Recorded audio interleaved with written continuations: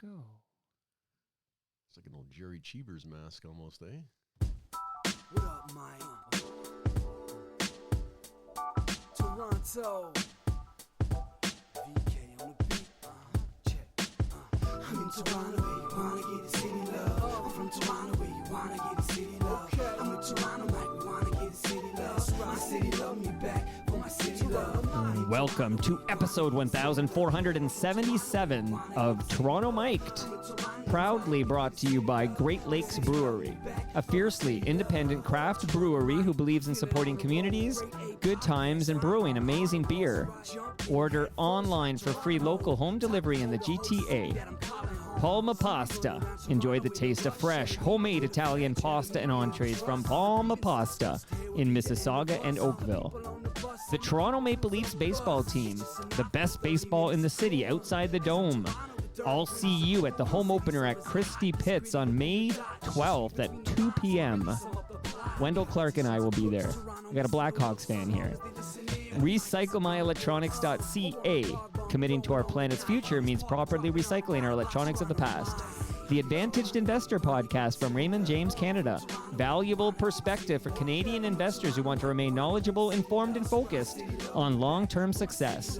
Season 6 of Yes, We Are Open, an award-winning Moneris podcast hosted by FOTM Al Grego.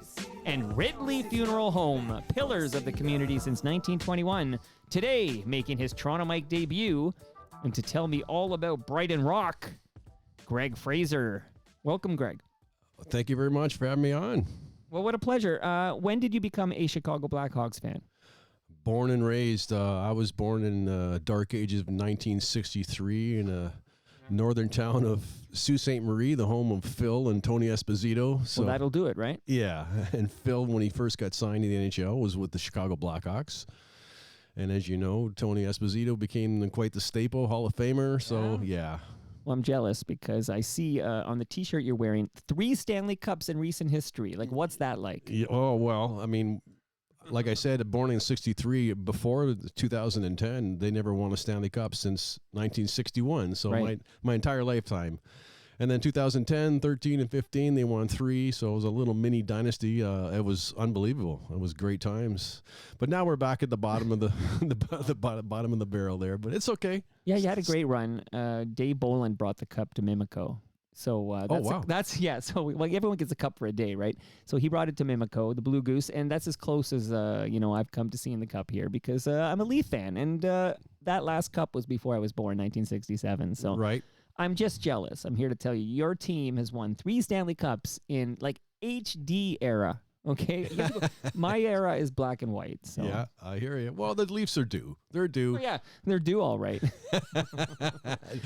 Tonight's a big game, so will you watch the Leafs tonight? Oh, absolutely. I have a soft spot for the Leafs for sure. I mean, I always root for the Leafs unless they're playing the Hawks. Okay, amazing. Now, I just want to shout out Tom Wilson from Junk House. Do you know Tom Wilson? I think I've met him once, but I'm totally aware of him. Absolutely. He's a legend. So they made a musical based on his book, Beautiful Scars. And I was at the premiere last night in Hamilton at the Aquarius Theater. Oh, awesome. Saw a lot of cool cats. Like when you go to Hamilton, you're going to bump into, well, in addition to Tom, you're going to bump into Ralph Ben-Murgy and Dave Hodge and Sure. Stephen Brunt. Like Wow. these are the Hamiltonians I was hanging with last night. Oh, no way. And I'm just here to say it's amazing, like so well done, and the music's great, and it was just so effective. And congrats to Tom. And if people get a chance to see Beautiful Scars at the Aquarius Theater in Hamilton, do so. Absolutely. I'm looking forward to seeing it. Now, Brighton Rock, I have so many questions for you, but I want to give you, read a few tweets I received about you. One is from My Rock and Roll Heaven. You played there a few times. Absolutely. That was a legendary place. I love that place. Well, My Rock and Roll Heaven. And I have no idea, like, can a venue tweet? I have no idea. But excellent, underrated band.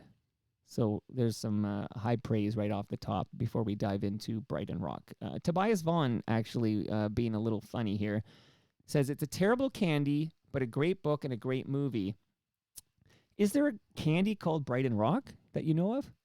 Yes, absolutely. I'm trying to think about it. Like, what is it? Is it like? Can you describe Brighton Rock the candy to me? Like, how did I miss Well, it? in Brighton, England, they have these Brighton shops, and you can buy Brighton Rock candy, and Yeah, I mean, It's like just hard rock candy. yeah, it's like almost like candy canes and stuff. You know what I Okay. mean? Yeah, Like old ladies would have like a bowl full of these things, maybe. Sure, Like sure. On The Simpsons when you lift one up and the whole thing kind of stuck together here. exactly like that. Okay.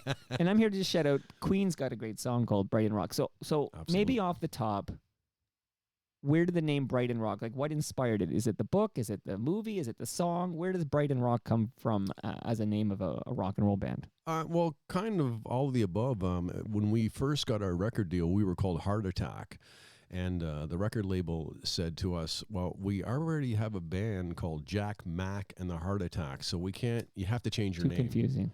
Yeah, so our singer at the time was reading a book, Brighton Rock, by Graham Greene, Right. about the mods and the rockers, and he's a big Queen fan, and we were throwing names around, and nothing stuck, and that name was thrown out there, and we went, yeah, I like that name, but I'm wondering if it's going to be too much, they're going to think we're a Queen tribute, but we decided, let's just do it, and then we've kept it ever since.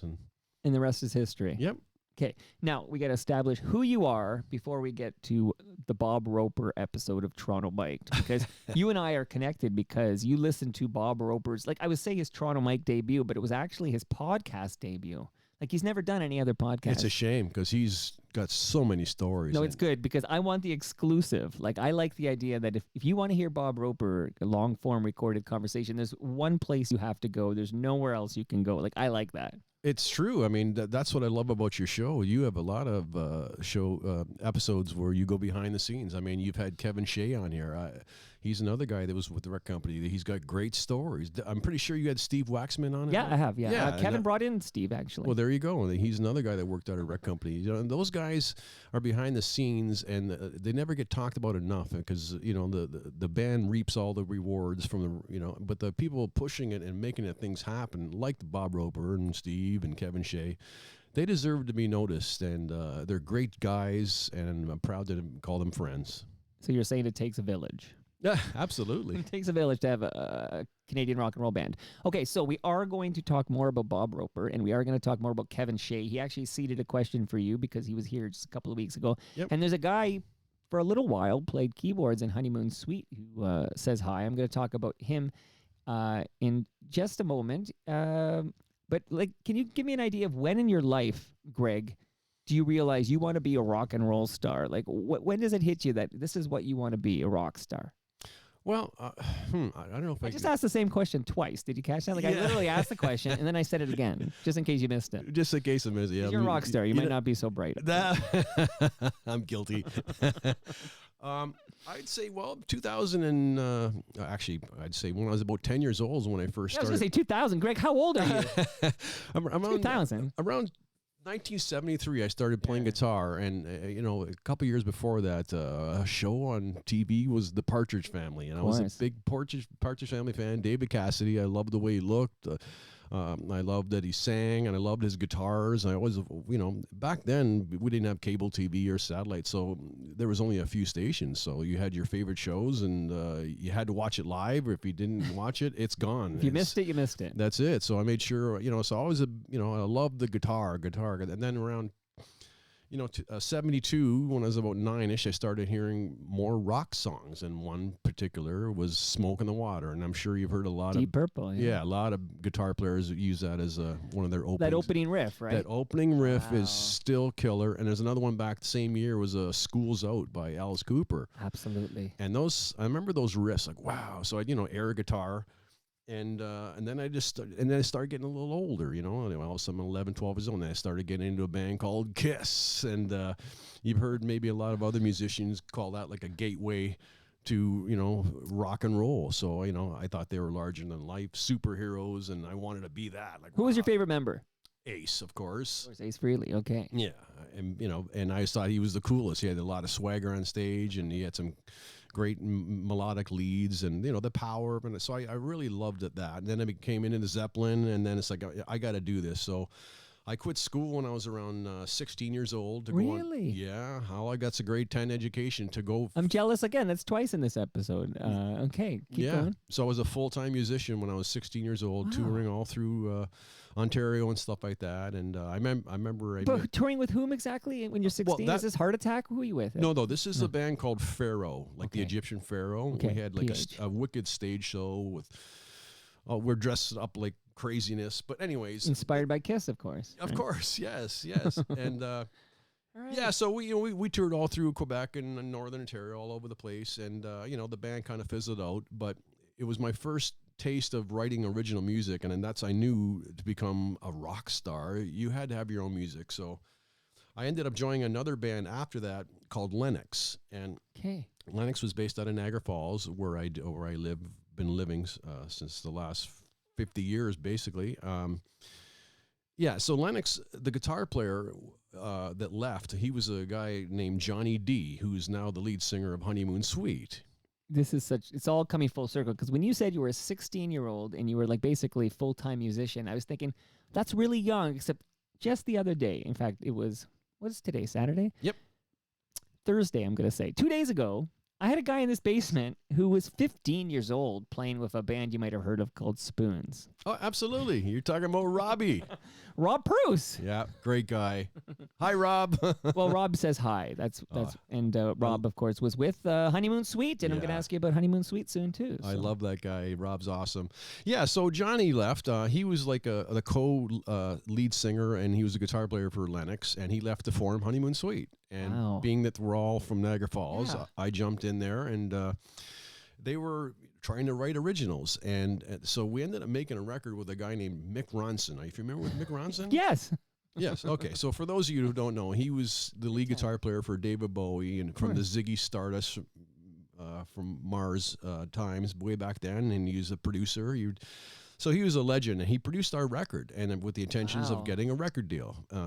But the thing is, we did a whole record with him at Phase One Studios, and we never got a record deal. Everybody passed on it. It was looking back as more. I think it might have been like a direction problem.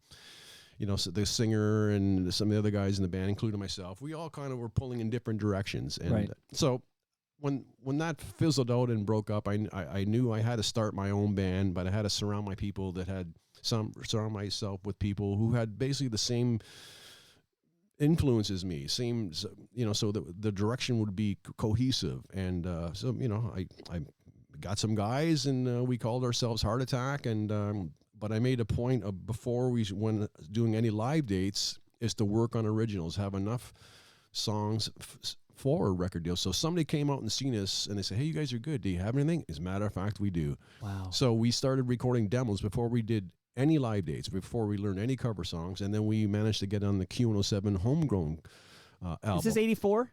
This would have been 83, 84-ish, yes. Okay, and this, by the way, I searched far and wide. I should have asked you if you had a copy, but Breaking Down the Barricade. That's the one. I couldn't find it. Yeah. That's the one. It's on...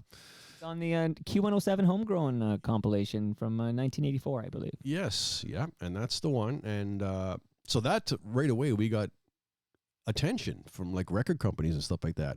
So if I should back up for a minute, Sure. Lennox was managed by a guy named Stephen Prendergast, and so when Lennox broke up, he says, like, "Hey, keep going, man. I like what you're doing. If you get something together, keep me posted." So Steve managed Honeymoon Suite, so that was his only band, and then I formed Brighton Rock, so we were the second band. So we were, both bands, and I kind of got off track there. I don't know where. No. Okay, so we're gonna bring Bob Roper into here now in a moment here. Okay. But checking out my notes here, you did mention David Cassidy, so I just need to I'm now contractually obligated to just tell you that David Cassidy would own horses, like they'd run at Woodbine and elsewhere. He was a big horse owner. I did not know that. Yeah, and shout out to Ridley Funeral Home. David Cassidy, sadly, no longer with us, but he had this horse, and he needed a name, so he was friendly with a guy named Perry Lefko. You might know his brother Elliot.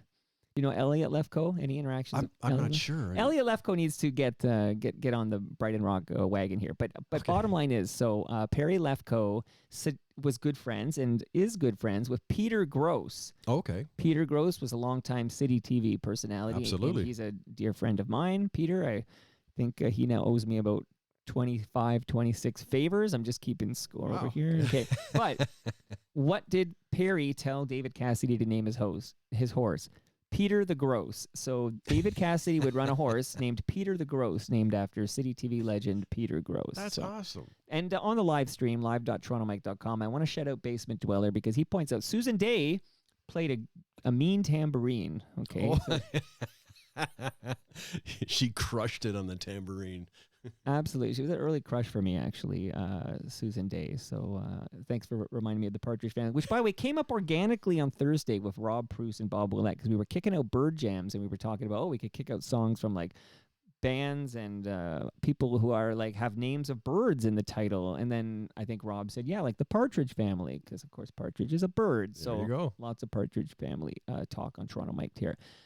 Where does Bob Roper, the aforementioned FOTM, who, and again, you said you listened to that episode, and that's why you reached out, and that's why I said, let's talk about Brighton Rock, for goodness sakes. Greg, get over here. Yeah. But it sounded like you had heard other Toronto Mic'd episodes before. Like, so Bob Roper wasn't your gateway to Toronto. Oh, no. I've been listening for a while. I love your show. It's fantastic. See, now that's music to my ears, Greg. More on that, please.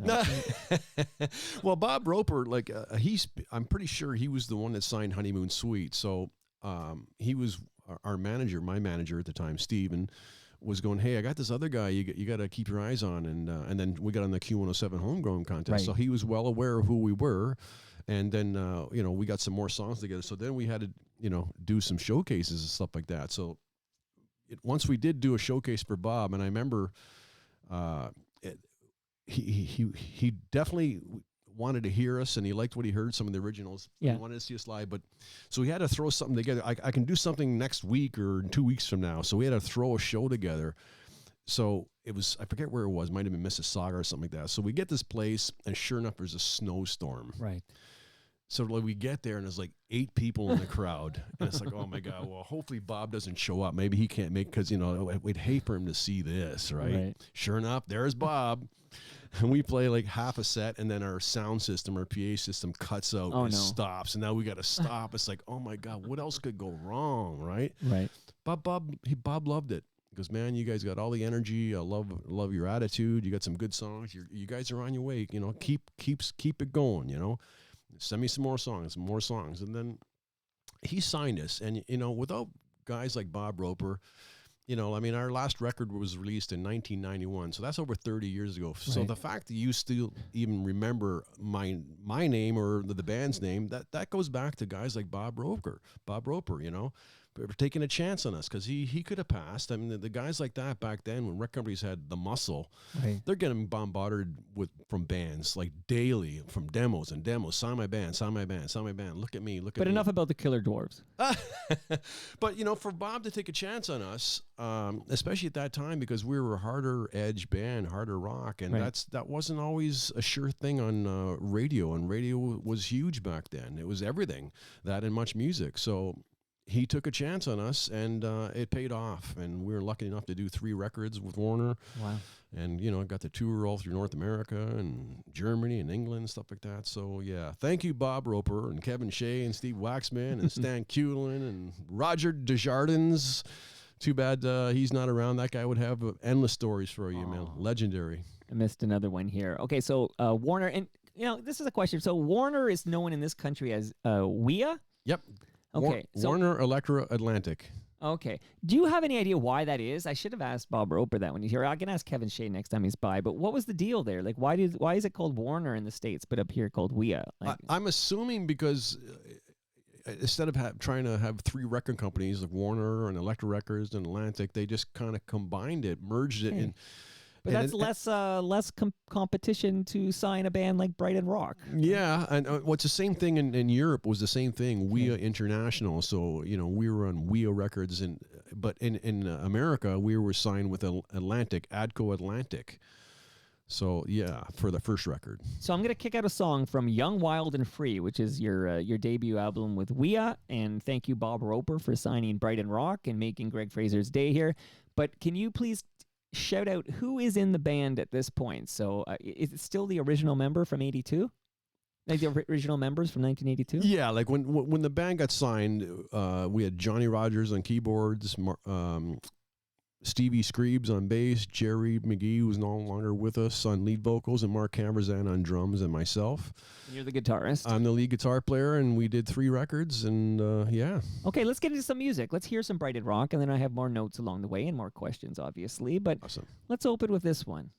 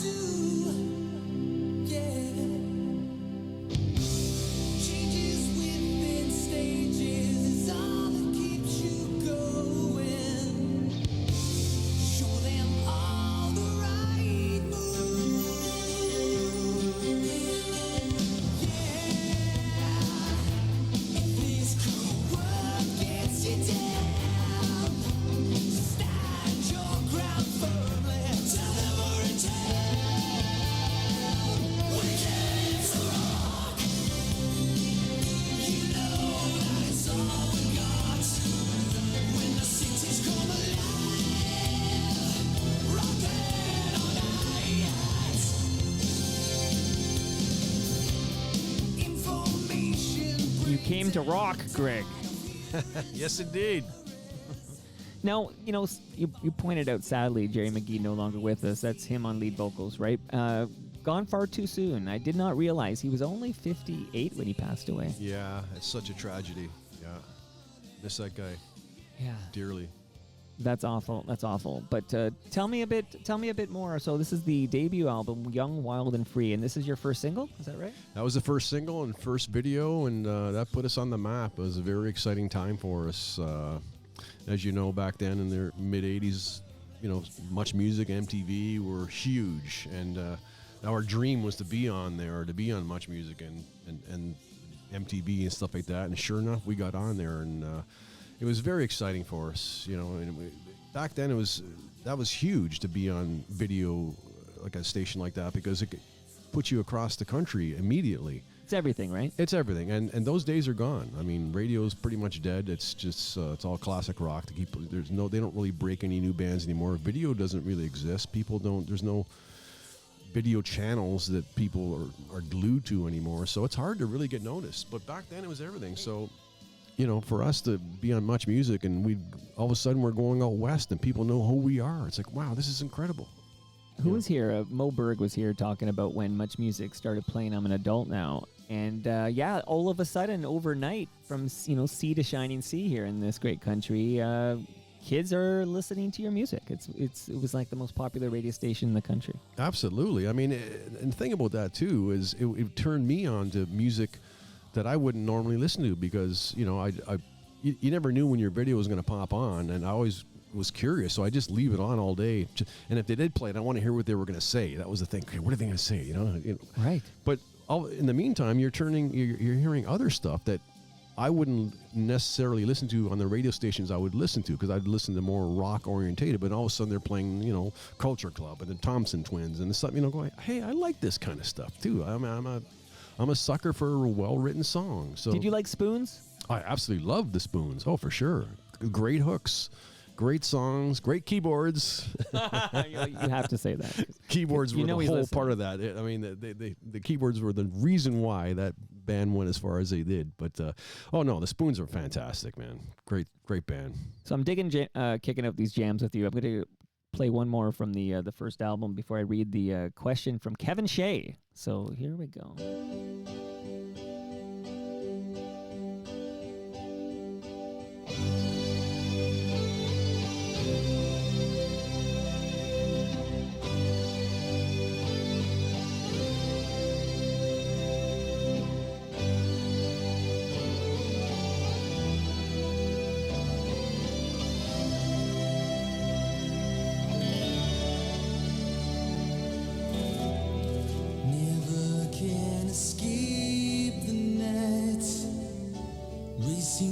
Meet at the neon lights, entangled in dark feelings. Still some hearts stand alone. But soon he sees the light. The thrill belongs to the night. This time love may arrive.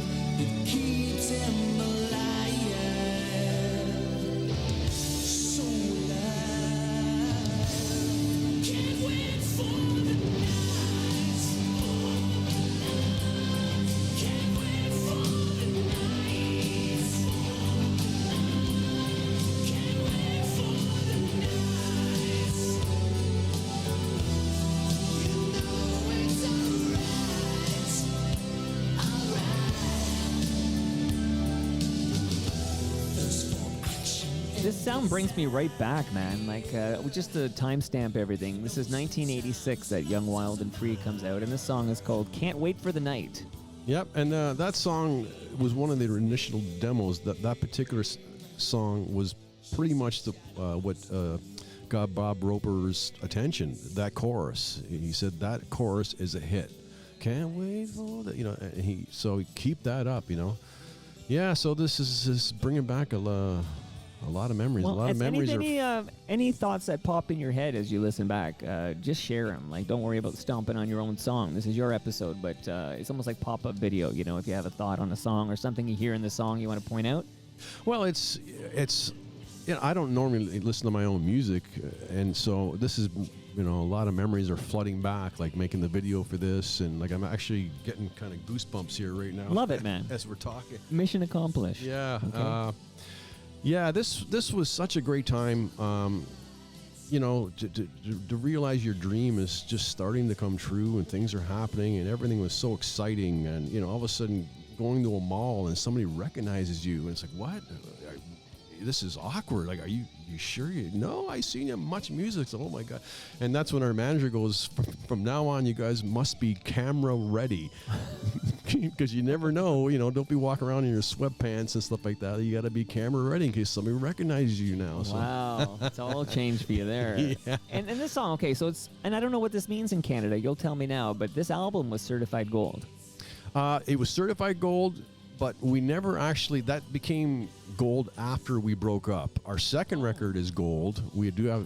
okay, well, we just so you know, I do this thing, we just started it, but every quarter it's called FOTM Cast. I'm not going to get that name right. FOTM Cast, and I got a couple of guys who come over and we review everything from the previous quarter in the TMU, the Toronto Mic'd Universe.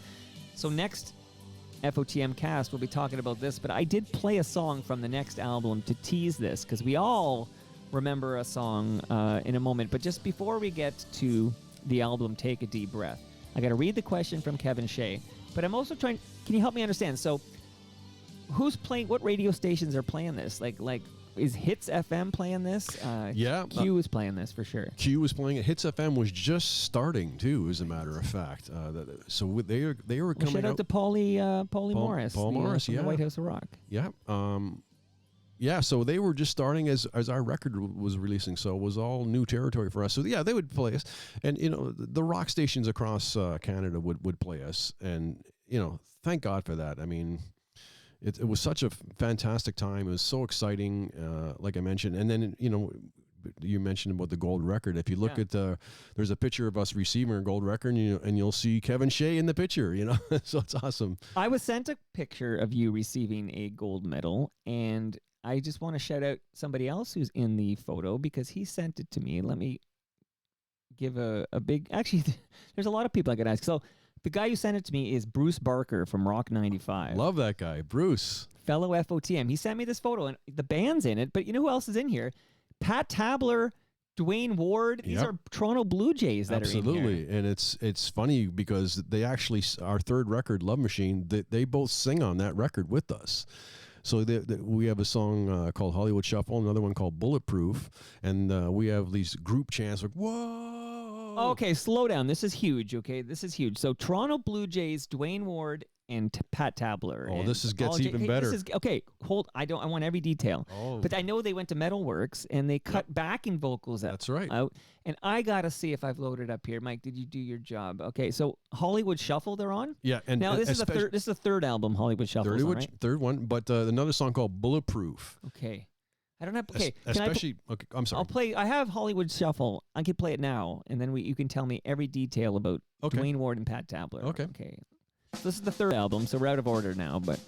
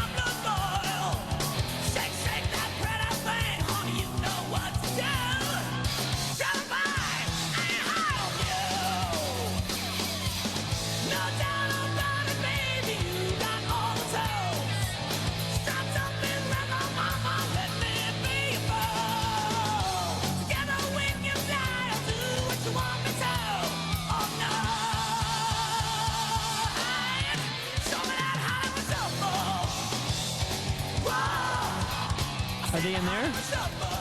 Yeah, whoa, whoa. Yeah. Yep, that's it. This is fucking huge, Greg. Do you understand? You're shaking my the universe as I know it here. So they were just fans of the band? Like, how did that come to be? Well, Tell me everything.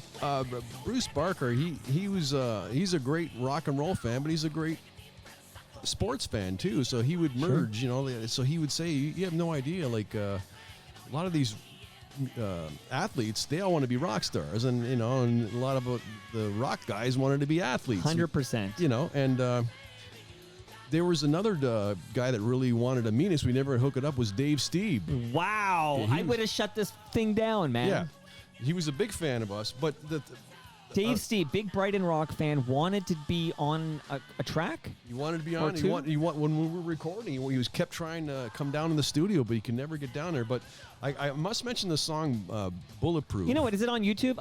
Look. I can do this. Come on, Greg. I can do this. Bulletproof. Hold on, Brighton Rock. That's a Google search, everybody. Okay. Stand by. This is important.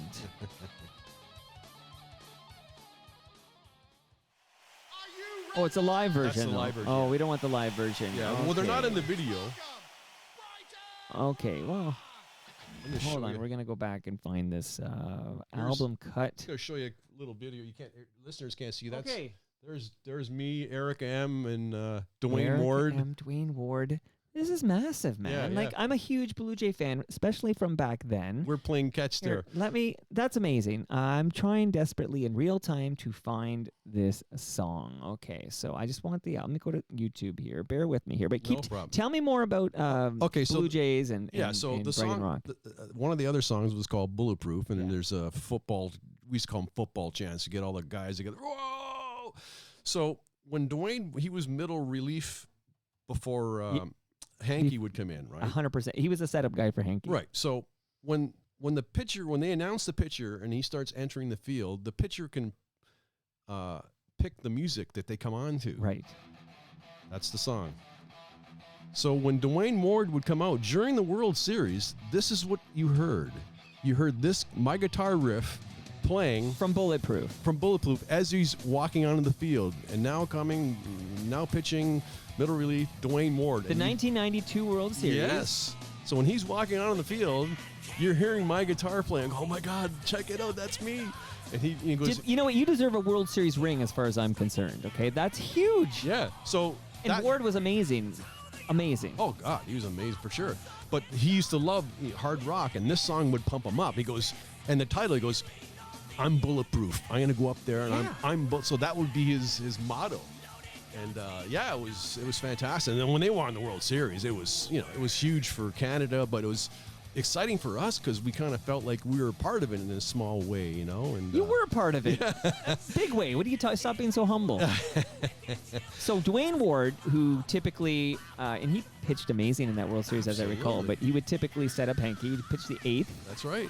And then in '93, he was a closer. Yep. Where we repeated, but love that guy. And he'd so give he's us in here? box. He'd give us box. So, you give you box seats? Hear that?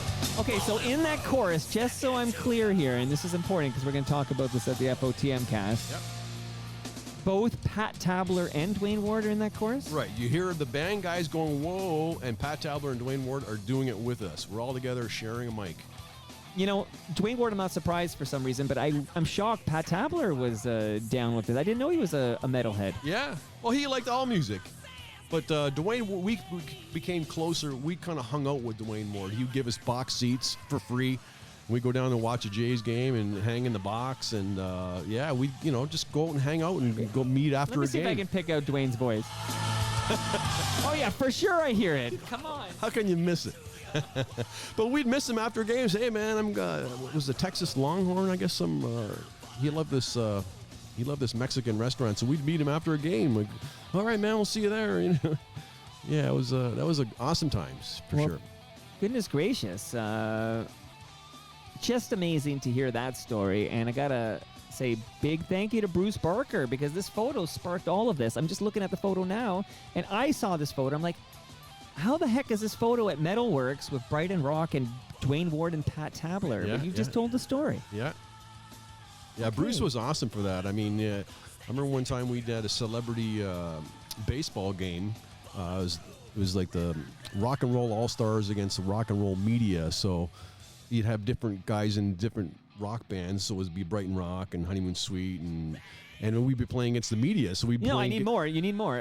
Who else would be involved? I remember Alfie Zappacosta sang the national anthem and almost brought me to tears. I mean, he sang it with no music, and I was like, "Oh my God!" He just made his Toronto Mike debut.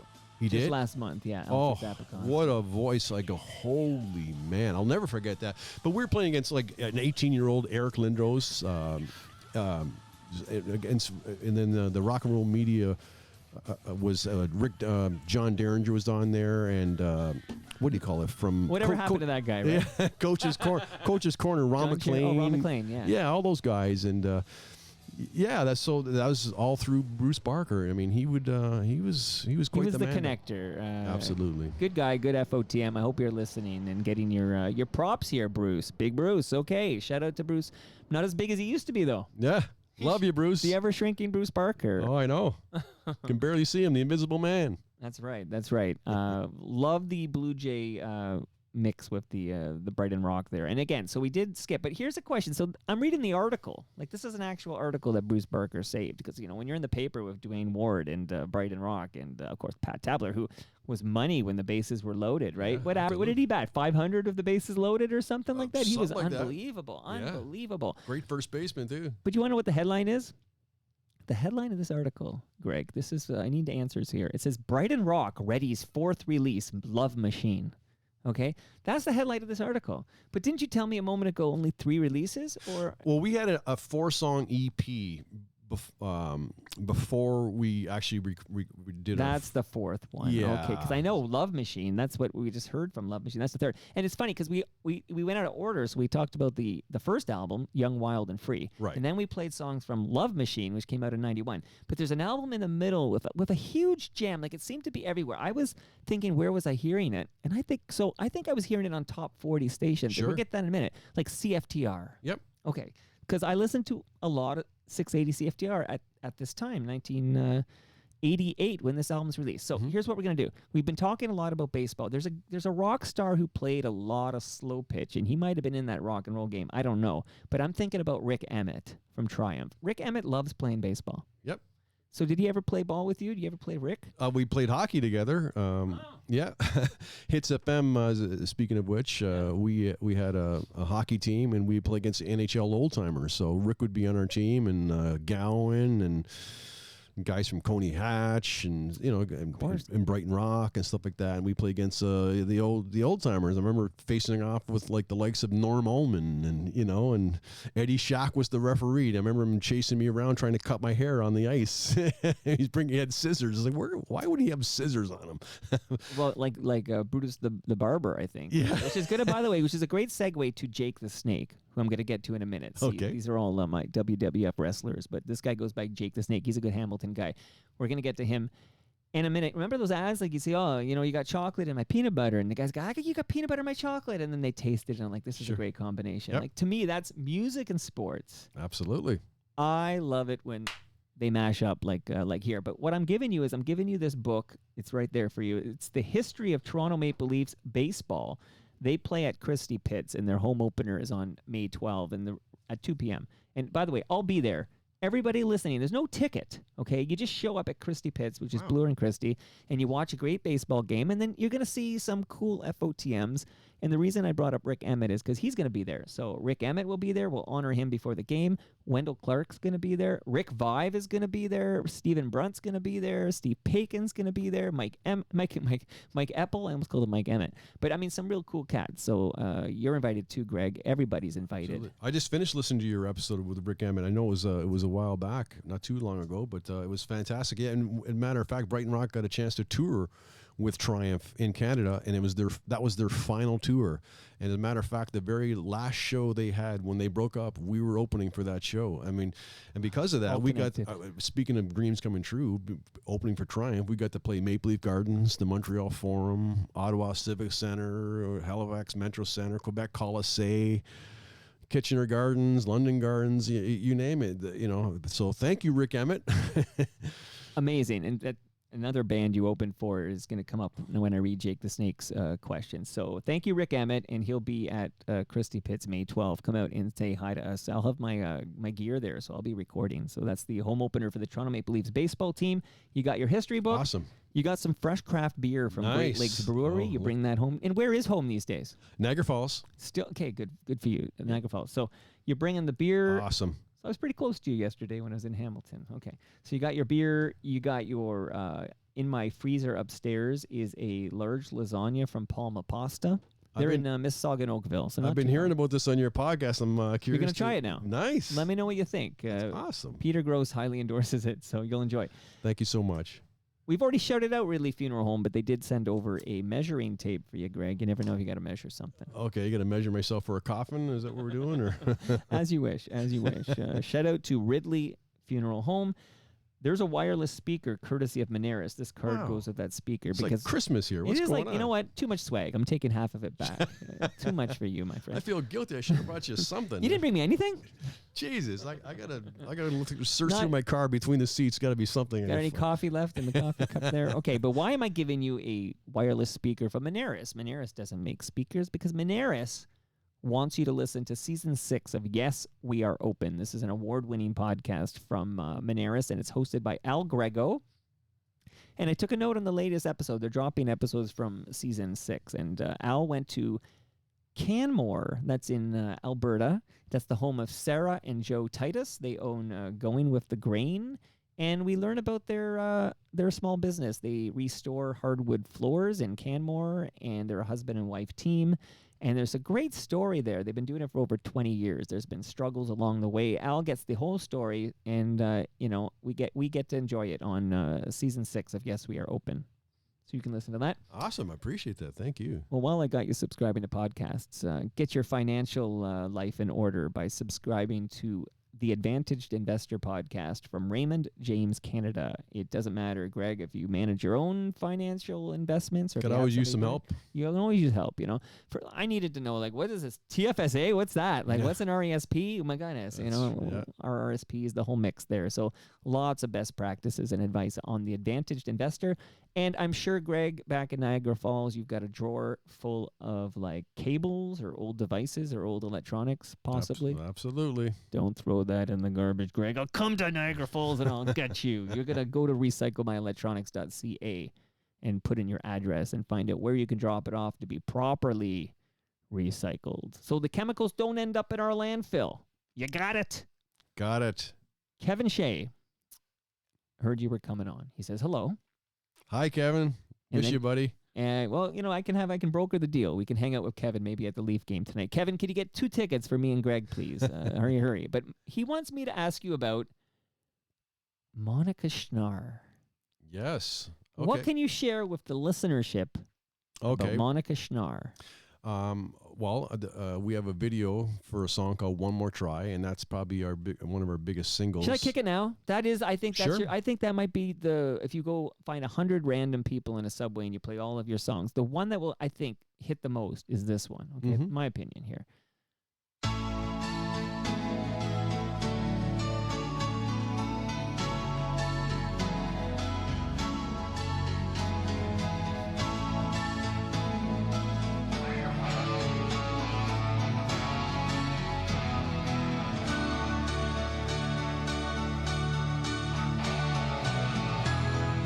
How can I understand all those things that you do to me when I just don't think it's right?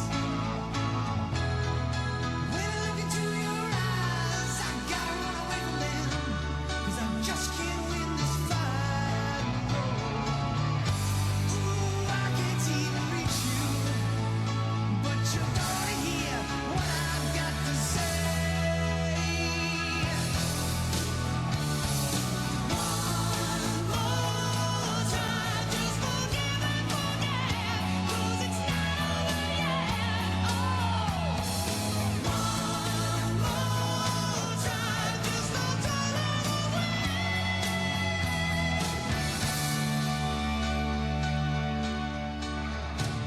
What are you thinking as you listen to One More Try? Like I mentioned earlier, just a lot of memories flooding back. You mentioned Monica Schnarr. You know what? I never knew. I've never known. In fact, I had an opportunity to have her on the program, but it was going to be via Zoom. Oh, Because I think she's near, like, Collingwood or something like could that. be, yeah. Something like that. And I actually politely turned it down because if I'm going to have Monica Schnarr on the program, I'm like, she's in the basement, Of okay? We course. got to fulfill some fantasies here. Okay, but please, tell me about Monica Schnarr. She's in the video for One More Try? For this song here, "One More Try," we have a video, and at the time, back then, that's when models were like rock stars. You knew Cindy Crawford and all the you knew their names. Now, not so much, but back then, every year you would have supermodel. Linda Evangelista. That's right. Yeah, all those names. So every year you'd have supermodel of the year, and this particular year, Monica Schnarr, at the ripe old age of 17 years old, was crowned supermodel of the year. And being Canadian, somehow between our record company, or I'm not really sure, or management, we got her to be in our video as she was like a photographer. The Tawny Katayan of Brighton Rock. Yeah. Look, I know what you're doing here. Yeah. Right? For sure. Get her on top of the hood of a car. or Yeah, something. but like I mentioned, she's only 17, so Well, no comment. But yeah, so I mean, she's in the video. She's a great part of the video. She looks fantastic, and we're glad that she's part of it because people to this day still remember that name. And we're friends on Facebook and stuff like that. We still wish each other happy birthdays and Merry Christmas and stuff like that. But yeah, it'd be great if you can get her back on. I'm sure she's got. Well, I've never had her on because I'm sorry, I didn't want to Zoom with her. Yeah, that's right. Am I Yeah. wrong? Like, I didn't want to Zoom with you either. Like, it's not just a sexist thing or something. I'm like, I want to do a Brighton Rock. I want you in the basement. This is just Absolutely. my strong preference. Even Bob Ray. Okay, I assigned a task to Steve Paikin. I said, Steve, get me Bob Ray in the basement. And That's right. Steve goes off and does stuff. Bob Ray lives in New York City. He's a very busy guy. He's like he's working for the UN or something. 8 hours away, no big deal. But I said, no, I'm not Zooming with Bob Ray. And he's scheduled to be in the basement in June. Is that right? That's right. So if Bob Ray can be in the basement in June, I think Monica Schnarr can make her way to the basement at some point. So at least she could do. Yeah, you don't have to draw. I mean, anyway, I'm all over the place here, but I'm like, she could be here for another reason and just drop by for 90 minutes. And we can talk about, I would just spend an hour talking about the One More Try video. Like that's all I want to talk to you, Monica, about. One More Try. I'm going to send her a clip. When you post this, I'm going to send her a copy of this for sure. You better check this out. Big fan, Monica. And she's been on several, I would say at least 2 or 3 podcasts I produce as a guest on other people's programs who are willing to do it by Zoom. So she's due. She's due to get down. Yeah, she's as due as the Toronto Maple Leafs, right? I hear you. All right. So this album, again, take a deep breath. This is the second of the 3 albums you made, and this is your most commercially successful Yeah, album. it's our biggest selling. Yeah. It was. I saw it was. I think One More Try was number 11 on the. Sorry. The album was number 11 on the top 50 CanCon albums of 1989. Like it was number 11, and this album peaked at number 22 here in Canada, and this was the big single. So I'm listening to it in the headphones now. You know what I'm thinking? I'm thinking, how was this not a hit in the United States? Like it's got that right sound for the moment. It sounds great. I know we lost our record deal. Like I mentioned, for our first record, we were signed to Atco Atlantic, and then we didn't set the world on fire in America, so we got dropped. So for our second and third record were basically just Europe and Canada. We couldn't get released in the States, and which is a struggle, but it's a struggle for a lot of Canadian bands. But you had, okay, fine, but number 1 hits by, and these bands are related, and they're just popping in my head right now, but Sheriff. Yep. Alias. Yep. They're all connected, see? For sure. But that sound in this, like I listened to that in the headphones, and it's like you could be played right there with not a Canadian band, but Mr. Big. Sure. I agree. Extreme, it could be right next door to Extreme. Come on. Yep. Well, I mean, but you or need, Love Bites by Def Leppard. Come there on, you let's go. go. But all those bands you mentioned, they're all heavily managed, like the biggest managements in the world. You need that kind of muscle behind you. You need a big record company behind you, or you're just not going to get noticed. We're just one of a million other bands that are trying to fight to get noticed. And hey, look at us, And Right. I appreciate what you're saying. I agree. I don't think there's anything distinctly Canadian about. I think it's got a great hook. It's got great vocals. The whole band sounds tight. Like to me, that's a hit single. Yeah. On south of the border. I agree. Thank you. All right, so we just got to go back in time, and we need somebody to push this single to MTV or whatever. And you got Monica Schnarrs in the video. Come on, it's all lining up, right? Is there any disappointment? Like, I hope you have no regrets in life, of course. But is there any thoughts of like, man, if we just had somebody as an advocate for us in the United States and push this, everything, you would have been like. I don't know. I was hanging with Kevin Hearn yesterday. I'm going to name check everybody I was hanging with yesterday, but Kevin Hearn from Bare Naked Ladies. And, they could tour the States. You know why? They had a number 1 Billboard Hot 100 album. That's huge. That's huge. Well, I mean, it's like anything. Single, not album. I don't know why I said album. Go on. Yeah, but getting noticed in the States is next to impossible. I mean, look at Tragically Hip. I mean, they could sell out arenas in a blink of an eye in Canada and then go down in the States and not be noticed at all. Why is that? I mean, there's only a handful of bands you can think of in the last 30 years. You're talking about Rush and Triumph and Nickelback right. and Bare Naked Ladies and only the one number 1 for Bare Naked Ladies. They had a few other like top 40 hits, but if you think about it, how many bands from Canada can go into America right now and sell out an arena? Like zero, right? I mean, except for these legacy bands like fill in a headline and fill an arena. Right. Nickelback. That's it. And Rush is no longer active, as you know. Triumph is no longer. Who else? And even Triumph would have to be on a bigger bill right now to fill up an arena. That's right. Headliner. So really, you're looking at Nickelback can do it, and I'm just going to think about a Canadian band that can do that. I'm thinking, Nobody. Hold on. You're right. That's what I mean. So what does that tell you right there? I mean, there's a lot. I mean, you figure bands like I mean, okay, I should maybe mention Bryan Adams. He could still do it. But he's not a band. He's not a band. But other than Bryan Adams could do it, right? So I mean, then you can bring in, if you're going to bring in Bryan Adams, you can bring in Neil Young, right? Like exactly. That's why we got to stick to bands here, right? That's right. Other than Nickelback, is an open question you and I are pondering, and I'll throw it out to the live stream there. Other than Nickelback, is there an active Canadian rock band that can headline an arena in the United States and sell it out? That's right.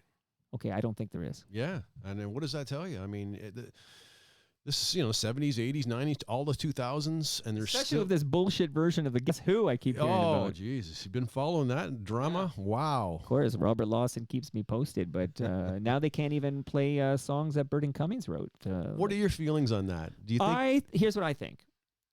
I think it's bullshit that they present themselves as the band who gave us American Woman and everything else. Like I think for sure they're really just a cover band that has almost nothing to do with the original with the bands that had the hits. Like I want to know more what you think, because you're a guy like Brighton Rock, for goodness sakes. What's your perspective on what's happening with the current iteration of the Guess Who? Well, I'm kind of mixed on it because the drummer, I'm pretty sure he's the guy that owns the name, And Like legally they can do it. But I think there's a difference between like are you legally allowed to do it and is it bullshit? right.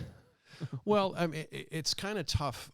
I'm kind of mixed on it. Like, I know where Burton Cummings is coming from. Like, people are coming there thinking that Burton Cummings is going to be But singing. they sign albums like they're signing Wheat, That's Whitfield right. Soul, whatever their stuff was. Like they're signing it as if they're the Guess Who that like in America. And then notice where they're touring, right?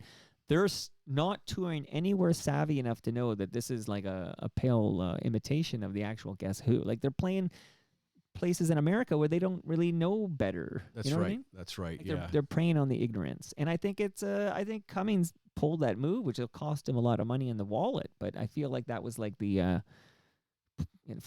final move to stop it. And I don't know. I feel like I kind of root for the guy because he's the talent. I always root for the talent. But Well, I'm very interested in your perspective. Yeah, you wouldn't want to, your name be tarnished. It's like people walk away and say they don't know that it's Burton Cummings. Say they just remember the name Guess Who, and they go thinking, okay, I want to go. I love that band. Let's go check them out. And then they walk away going, I don't know, that wasn't so great.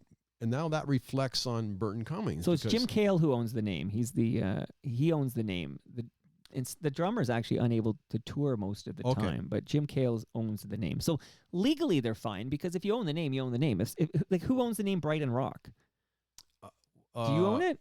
Do you know who owns it? Because I own it now, buddy, and I'm going to start a band. You bugger. No wonder I'm not getting any royalties. We're going to be playing One More Try everywhere at the festivals across the country. But do you know who owns the name? I don't at this particular time. Bob Roper, please send me an email. Yes. Do you own it, Bob? Kevin Shea owns it. He's holding on to it for you. But fascinating to watch what's going on with the faux Guess Who. I root for the talent, so I root for Cummings. But I understand as if I were putting on my Lorne Honickman hat, my lawyer hat, I'm sure Jim Cale's well within his right to call whatever band he wants the Guess Who because he owns the trademark on it. But it's still stinky bullshit. It basically is. It's a glorified cover band. But even still, if you hear Foreigner and stuff like that.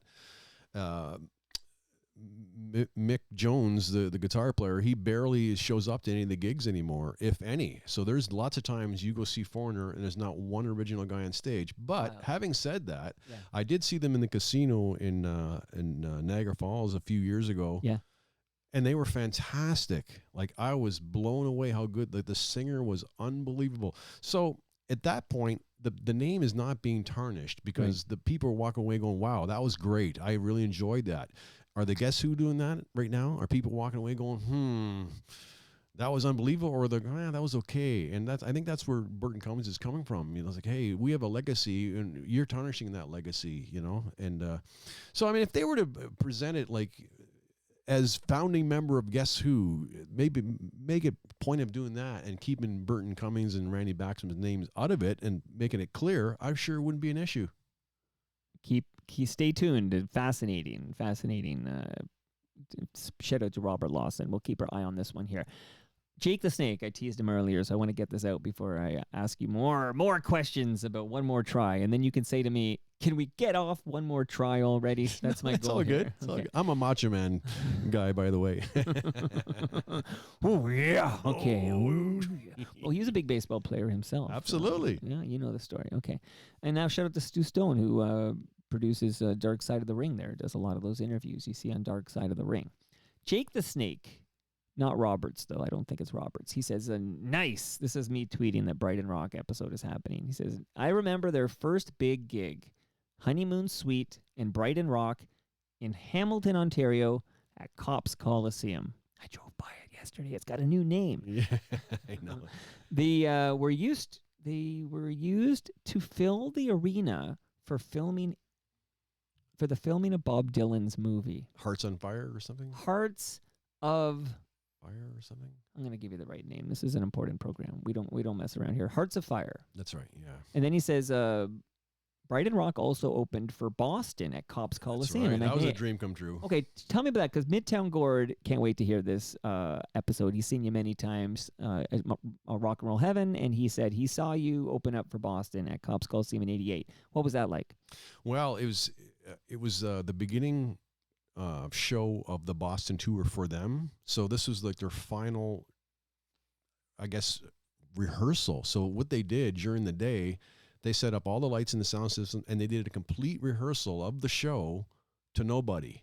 So we got to watch their whole show with nobody else there. Wow. Yeah, they practiced all the lights and lasers and did all the songs to make sure everything's just perfect, because this was their first show of the tour. So that alone was fantastic, you know.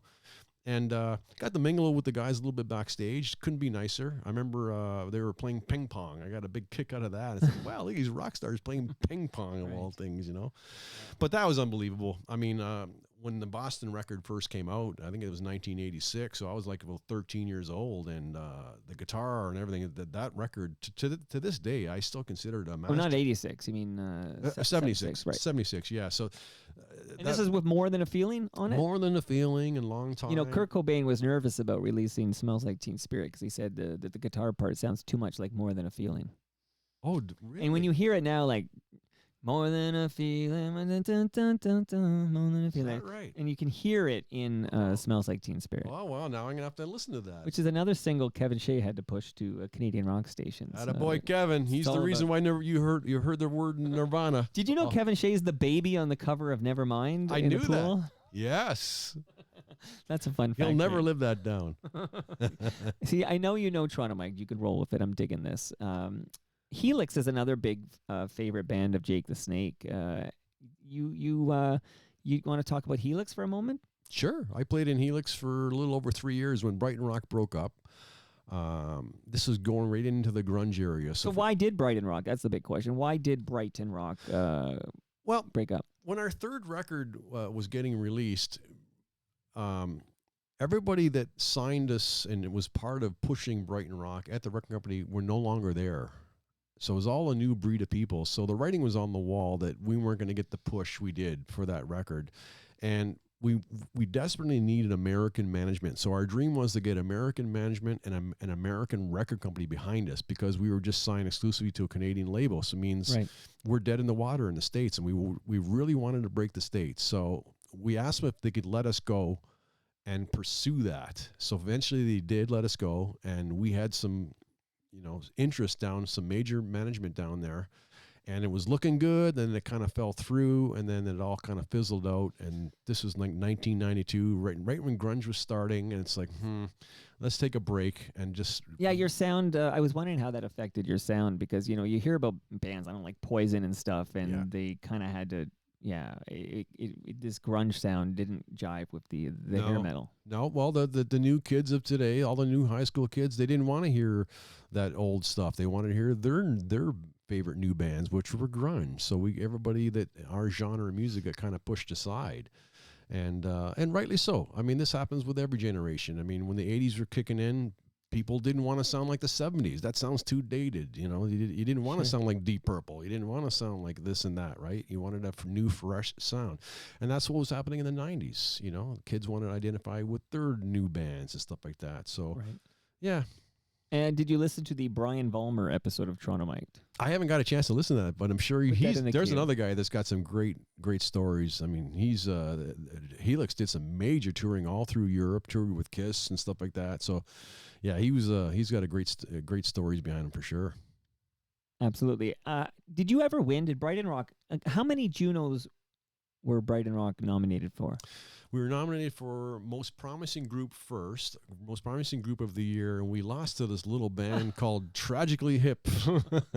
I saw this is 1990, so you were nominated for Most Promising Group of the Year, and Tragically Hip beat you out. But it's amazing to be nominated for that award. For sure. And then we were nominated for Hard Rock Group of the Year, and we lost to a group called Rush. Wow. No shame in that. Yeah, and we were also nominated for Album Cover of the Year for the second record, Take a Deep Breath, which was Hugh Syme did that album cover. He did all the Rush covers. So we were nominated for a Juno with that. I'm not sure who ended up winning the Juno for that one, but so three nominations, 0 wins. Well, that's the honor being nominated. Absolutely, So it was congrats exciting. to Brighton Rock here. So Brighton Rock breaks up. Okay, you're going on doing other stuff, like you're in Helix and you're doing all these things. I'm curious. And then sadly, of course, we already mentioned this, but Jerry McGee dies of cancer in 2020. Yes. So, Is there a Brighton Rock, like if I wanted to throw some money together and get Brighton Rock to play an event, who would be the singer? Is that possible? What's going on with Brighton Rock today? Well, Brighton Rock is no longer. I currently have a new band called Storm Force, and we released our debut record in 2020.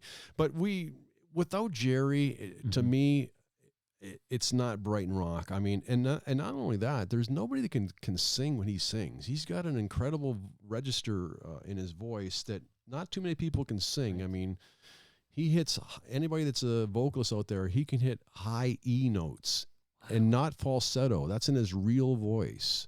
So try doing that. Hit a piano or hit a high E note in your real voice. It's next to impossible. So if we did get a singer, it would have to be somebody like Darby Mills from Headpins or somebody that's got that high register that can pull it off, because there's zero male singers that I know that can pull it off.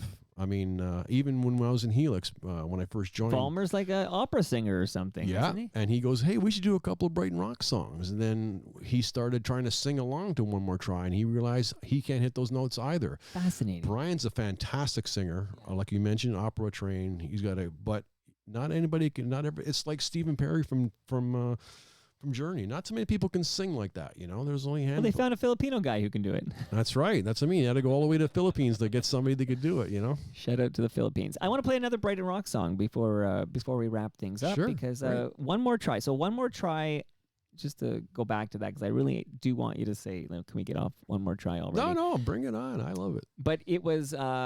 now I want to play the Gino clip for you. Maybe I'll play the Gino clip for you real quick here, and then we'll get back to... Gino Vanelli? Yeah, Gino Vanelli. So here's, because that's a reference.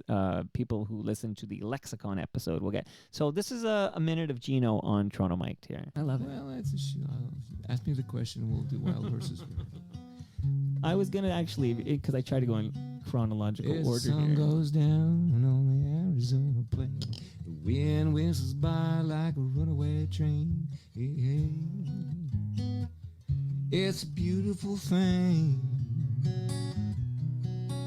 It's me and you in a flatbed truck, a photo-red mom and just my luck. Hey, in the middle of spring. That's awesome. Now, what does she want to know? Here it comes. I want to know if you, at the time, regarded black cars as any sort of, I joke said, as don't call it a comeback. Can we get off black cars? My God. There's only half an hour more on black cars before we can move on to another cut from the same album here. I got more black cars questions. Yes, brother. You know what? You're breaking my heart, Gino. Can we get off black cars? I'm gonna wake up in the middle of the night tonight in a cold sweat. Did Gino really say that? You remind me of my parish priest. Get off of it, I said. So there's the origin of the "Can we get off black cars?" It's "Can we get off One More Try?" One More Try though is that so? That's your biggest hit, I suppose. Yeah, that did really well for us in England too. That particular record went over there and sold out the marquee and everything, and that was a big song for us. Big jam for you here, and CFTR was playing it, so this would be a top 40 here. Yeah, that was pretty tough for us because, like I mentioned, we're more of a hard edge band, and for us to get AM radio back then was a miracle because we weren't expecting. We thought no way they would touch us, and they were accepting us. So that was a great time, great memories, and loved every minute of it. Gonna play the single that came out after One More Try just before.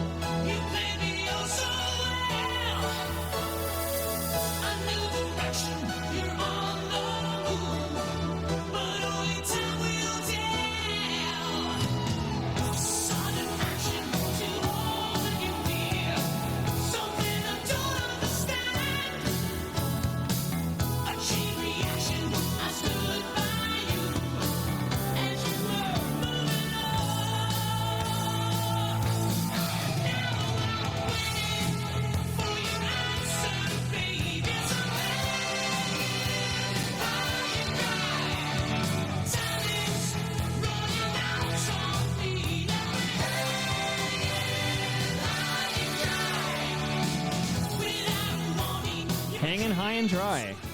Remember that one too, man. These gems are taking me back. I can't imagine what they're doing to you. So Yeah, I'm just, you know what's funny? I was just listening to the production. That was the record, Take a Deep Breath, our second record. It was produced by Jack Richardson.